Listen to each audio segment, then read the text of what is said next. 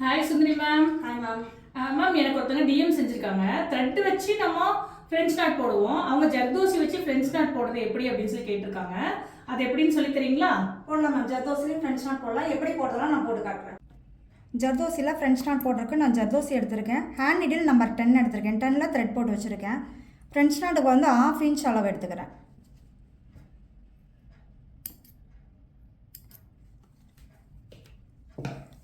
Needle back சைட்லேருந்து எடுத்துகிட்டு ஜர்தோசி கோர்த்துக்கோங்க. நம்ம ஃப்ரெஞ்ச் நாட் நார்மலாக த்ரெட்டில் போடுவோம்ல அதே மாதிரி தான் 3 தடவை சுற்றிட்டு நீடில் உள்ளே வச்சுக்கணும். நீடில் வந்து நான் ஃபுல்லாக எடுக்கலை, மேலேயே இருக்குது. இந்த லெஃப்ட் ஹேண்டில் இருக்க த்ரெட்டை பிடிச்சி இப்படி இழுக்கணும். ஜர்தோசி நல்லா சுருண்டுரும். சுருண்டதுக்கப்புறம் ஜர்தோசி மேலே கை வச்சுட்டு நீடில் பேக் சைடு இழுத்துருங்க. Zardozi French knot. இன்னொன்று போட்டு காட்டுங்க மேம்.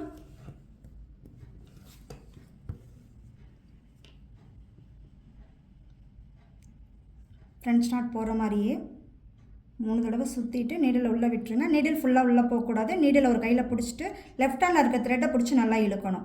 இந்த ஜர்தோசி மேலே கை வச்சுட்டு நீடில் பேக் சைடு இழுத்துறேன். Zardozi French knot. Super ma'am, ரொம்ப அழகாக போட்டிருக்கீங்க. இதே போல் உங்களுக்கு ஏதாவது டவுட் இருக்குது அப்படின்னா டிஎம் செய்யுங்க. இது போல் இன்ட்ரெஸ்டிங்கான வீடியோஸ்க்கு ஃபேஷன் ஆர்ட் பேஜை ஃபாலோ செஞ்சுக்கோங்க.